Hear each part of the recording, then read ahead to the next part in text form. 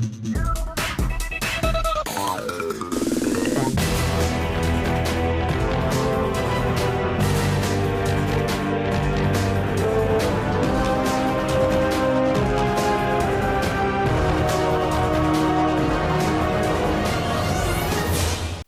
up YouTube, Duel here from Zephyr Games, and today we are bringing you another live casual duel. So on the left we've got Shane playing Swordsoul, and on the right we've got Rob playing branded Despia. Now, it's always an interesting matchup. You've got like the old meta, the new meta, or technically like Swordsoul is still the current meta, I would say. They can still put up a very decent fight, and it's basically the tenues that allow them to do a lot without even conducting a normal. I feel the only thing or the big difference between the Swordsouls and Despias is the fact that Swordsouls, in theory, kind of need two cards to get going. Like when you think about it, Tyre needs another one, Moye needs a second one, and so does Long Yun. Anyway, so Shane starts us off with Special Summoning Adhara, turning Adhara into Monk, and then activating Vessel. So Vessel is going to, because he controls a non-effect monster, he's able to Foolish Burial a worm, and then add a worm. So, or add a Tenyi to be specific. So he'll Foolish Burial the Adhara, sorry, the Edshuna, and in theory, I would assume he's going to add Vishuddha, because in theory, what you do is you banish the Edshuna, Special Summon an Adhara from the deck, Special Summon down Vishuddha first, and then you sync those two into a level 8, and kind of go from there. The deck's still really good. I feel Blackout's such a good card. Oh, we must have already opened up the Vishuddha. I think Blackout's a really good card, and I also feel that, you know, their ability to get to Baron and burn, or if they try to go to Qijing, they can do like triple burn in theory. Sometimes it's quite relevant banishing the spell card from the graveyard, but sometimes that 3600 isn't enough. It looks like he's got a Ghost Spell in hand as well, but straight away, just from that play, he set up all three of the Tenyis. So he searched out a worm for Moye or Long Yun, and he's obviously got the... I need to check that. Am I going crazy? Is he just special summoned Adhara twice, or did I blink and miss something? Has he made like a misplay? Was that supposed to be... I mean, it's fixable because he just does it the other way around. Did I miss it? Obviously, I'm surprised neither of them have. I could be completely wrong. I'm just gonna confirm this for myself. I thought the Tenyis could only be special, even trying to finish special on this card from hand. You can only use each effect once per turn. Yeah, okay, that's really weird. That's extra weird. Yeah, I don't know why he would have gone that way. I might have blinked and missed something. But I'm pretty sure he's special summoned Adhara twice via its own effect, and you can only use it. You can only do that once. But then you would search out Vishuddha rather than Adhara, and then banish Ashuna to summon Adhara from deck anyway, so it's the same outcome. Anyway, a little bit confused on that one, if it is the case. But that's just how you fix it. So if it is a misplay, that's how you fix it. If I've missed something, if I missed a route of play that this is legal, then obviously go from there. So from this one, obviously what you do is you use Yugioh, and then Yugioh is basically your free rotor. So you're either going to search for a starter in Moye or Tyre because that hasn't been used, but both of those are only going to get you to level 8 synchros. Or in this case, Shane's gone directly for a Long Yun. Now sometimes I always find it interesting that why you wouldn't go for an emergence. Now obviously under Drawn Lot, but it would suck. But with emergence, at least you deck Thin one more, plus you set up an additional Swordsoul card in the grave. Regardless, he's summoning out Long Yun. You can kind of imagine where this is going. So this will obviously go to a Baron or a Qijing, sorry. So it'll be interesting to see where he decides to go with this one. Personally, I'd go Baron, just because it's the Omni Negate. I don't know why you would go Qijing over Baron. But he has gone for the Qijing, which is interesting again. I'm not too sure. Maybe he hasn't got Baron in the deck at the moment. He obviously already got the Blackout. And then he's using the Adhara effect to banish to add back the Ashunas, and he's kind of recycled some of his resource. But you can already see he's gone through 2 Vishuddha and 2 Adhara. So he's obviously burnt through a lot. Anyway, Rob starts us off with branded opening during the draw phase. I would possibly banish it, yeah, which is what he's doing. Qijing, because banishing this means they haven't got the graveyard effect. I think the only disappointing thing is I believe Rob has a second copy in his hand. So he just discards that off of the opening itself. Yeah, which is exactly what he does. So he discards an opening, meaning that the Yugioh is just dead. Would I have gone Baron? I don't know why putting so much pressure on the burn. I was going to say maybe you're dodging Super Poly, but even then you're not dodging Super Poly with Baron. There's not really anything. Oh, it's an Imperm, not a Blackout. Woof. Oh, there's the Super Poly. So that's really interesting. I mean, Baron wouldn't have been doing anything in this scenario, but at least if you negated the branded opening, a branded opening wouldn't get to the grave, and he still wouldn't get the summon. Maybe, I'm not sure. Anyway, so Rob's gone Super Poly with the Yugioh, which basically means he's dodged that, and because he used Aluba as the target, he also dodged the Imperm, which is a really cool play, which is why Super Polys are absolutely mad in this deck. So he's got the Quinteris. So the Quinteris is during the main phase, you can reduce all monsters except level 8 or higher fusion monsters to 0 attack. And then if it leaves the field via an opponent's card effect, just leaves the field. So if it's Super Polyed, if it's bounced, as long as it doesn't get bounced back to the extra deck, it should be able to trigger. So he's obviously added the branded opening. I'm not too sure what he discarded off the Super Poly. I can't quite see what is there. It looks like a branded opening. Oh, a patchwork. It's a patchwork. So he's going to use the effect of Qijing to banish the Quinteris. So, I mean, this is obviously a benefit above the Baron. But then you've also got to kind of try and consider what Rob's opening hand was. If he normal summoned the Aluba, then obviously he's in good stead. Now, again, because it's left the field, the Quinteris will trigger, and he's summoning out the Aluba. It's a shame he doesn't play... Oh, well, I'm not too sure if he does or not. I'm pretty sure he plays Sprind. Does he play Sprind? Because then, of course, he could, in theory, just Super Poly again with Albaz, which looks like that's what he's doing. Where are we going to in here? Oh, Mirror Jade, Doi. Yeah, okay. That's definitely a good one you want to take. Yeah, fine. So, I mean, in theory, or in fairness, it has pretty much just taken up Rob's entire hand to do this. But he was able to get a branded fusion. I'm not too sure where he's going to go with that branded fusion now. Like, I'm not too... I suppose you go...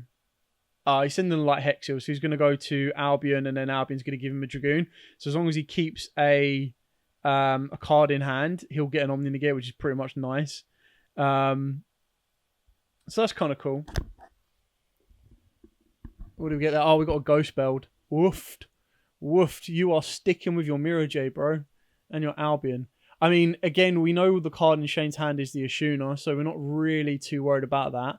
However, that Ashuna at the right points will lead him into a Vishuda pop, an Ashuna...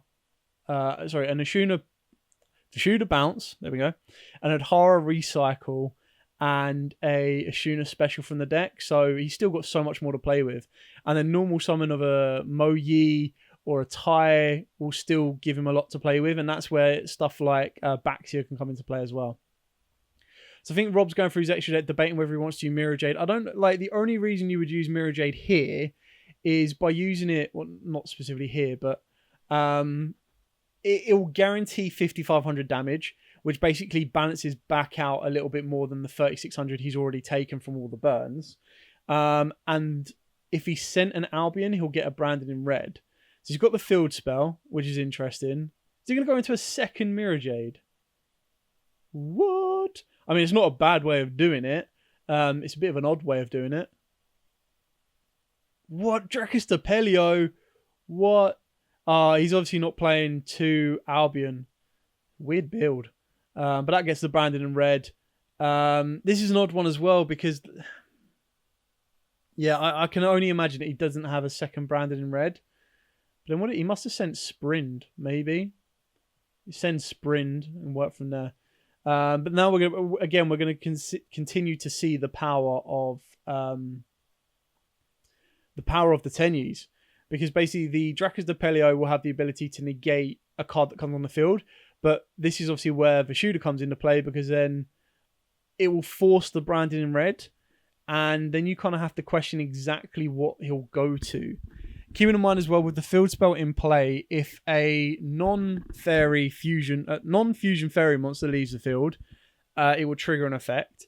He's also got Aluba in the graveyard as well. Aluba can't come back as of yet because it can't negate anything, but there's just so much recursion that can go on here that you kind of want to go from there. Now, what are you recycling back with the Adhara? You don't want to. Do you want to recycle back an Adhara? I mean, I would have Vishudded. Now, whether you target Dracostapelio or Brandon in red, I would probably target the Dracostapelio, because it will force the Brandon in red. And what I mean by that is the Brandon red can't do anything if he's only got one card. So if you target the monster, it forces him to use Brandon in red now. Whereas if you targeted the Branded in reds, he can go, yeah, fine, take the Brandon red back to hand, and he still has the target negate off of the Dracostapelio. So he doesn't really, he wouldn't lose the Dracostapelio. Whereas if you target the Dracostapelio now, he has no way of saying, yeah, all right, I'll just take the Brandon red back to hand. So, he just got an Adlerbiton. That's disgusting. All right, maybe it doesn't make too much of a difference then, because, I mean, at any point, you branded in red, he's going to use Adlerbiton to bring back the Mirror Jade. I suppose it's just the question of what he goes into now. Personally, I'd go to Masquerade Dragon and just watch my opponent burn himself out, because he's going to be down to... He's taken 5/5. Mud Dragon? What is going on? This duel is so weird. He's obviously gone from Mud Dragon so that Mirror Jade can't be targeted. Please tell me you're going for Mirror Jade. I'd lose my mind if that didn't happen. There we go. It's just so weird. So he activated Mud Dragon's effect to turn it into dark, which means that Mirror Jade can now not be targeted. So it means Chi Zhao's negate and Baxia's spin is completely offline. So that's interesting. We know that the last card in the hand is the Ashuna, and he's already used Adhara's special. Oh, he's going Halifibrax route. I mean, it's not going to be the best, because surely Mirror Jade banishes Halifibrax. Does it leave him with anything? Not really, because you banish Halifibrax. If you were to banish Halifibrax now, there's nothing to do. You've already used Vishuddha, you've already used Adhara. You don't control a non-effect monster, so you can't use Ashuna from the hand. It looks like he is gonna trigger the Mirror Jade.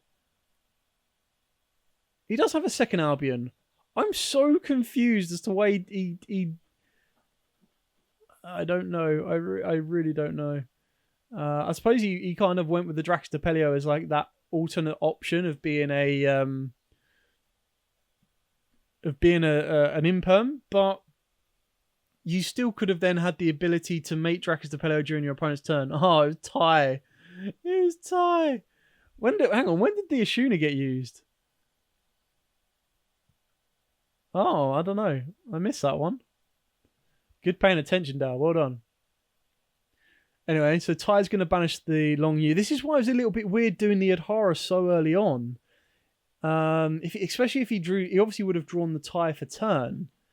So I'm a little bit confused as to why he's done it that way.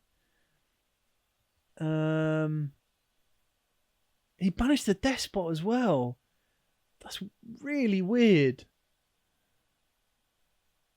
I'm so confused on this one right now. So he's going Chainlink 1. Huh? They're just trying to figure out the Aluba Engrave. But I'm pretty sure Aluba Engrave is when a non-fusion, or when a fusion monster leaves the field. Sorry. So I think that's basically what they're explaining, is that if any of those fusion monsters leave the field, Aluba can come back and then negate, basically. So, this is so weird. I'm not even sure where he goes from here.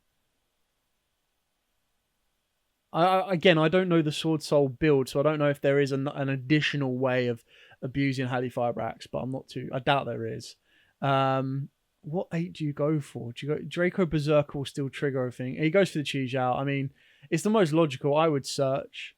Oh, he's banishing. He banishes the blackout. Big brain plays. He's gonna Foolish Burial the Mo Yi off of Tai. He spawns out a token. Where do we go from? He still didn't use the Ashuna. I'm still confused as how that Ashuna got in the grave, but I'm assuming it was the first special of the turn. And then he turned it into Monk, but I could have sworn it was an Adhara. Oh, he's got the level 4 water. What is going on? Okay, this is me just like... You can tell I haven't played Swordsoul for absolutely ages. Oh, dear, oh, dear. That's pretty cool. I like that. So we go to another... Again, I'm not too sure exactly where he goes. But Draco Berserker is kind of cool. Is it before or after damage calculator? I mean, I suppose it doesn't make too much of a difference because he attacks the Mud Dragon. He'll do 1100 damage and then he'll gain that 1900. This is where Aluba comes back. He triggers the effect of Berserker to banish it.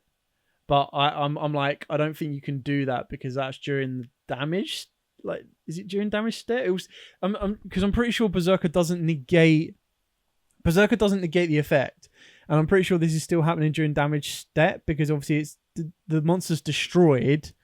So it would kind of work like a Tenyi, right? That you can't, not a Tenyi, sorry, a Yang Xing in a sense. So I'm pretty sure you can't Berserker it. So I'm 99% sure you can't Berserker this. If I'm wrong, let me know in the comments down below. But I'm pretty sure you can't Berserker it. So what's happening here? So Aluba comes back. Aluba negates Berserker. I assume it won't get an additional attack. Or will it? Oh, this is so weird. I don't know. I think we're just... Maybe he negated the Yugioh? I don't know. God, this is such a weird match. Okay, so he attacks the Mirror Jade. I'm assuming Rob's triggered the Mirror Jade effect. If he kills the... this is where the field spell's mad. Is if he kills the Aluba just brings back Mirror Jade. And then Mirror Jade can use this effect again. So... And again, because the Mirror Jade would come back during the damage step, I don't think there's anything... Well, it's not a monster effect triggering in the first place anyway. So... You know, this is weird, so weird.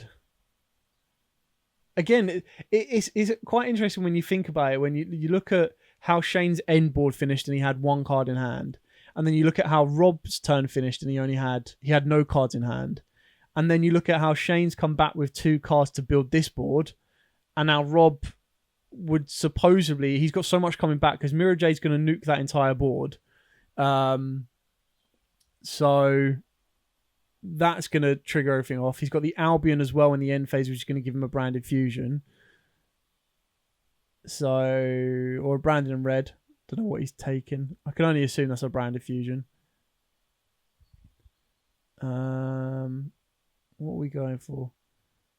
So much reading on either side. This is madness. I don't know how you win this from here. Because so he would have taken 19 and 11, so he's only taken an extra 3k on an all top of 36.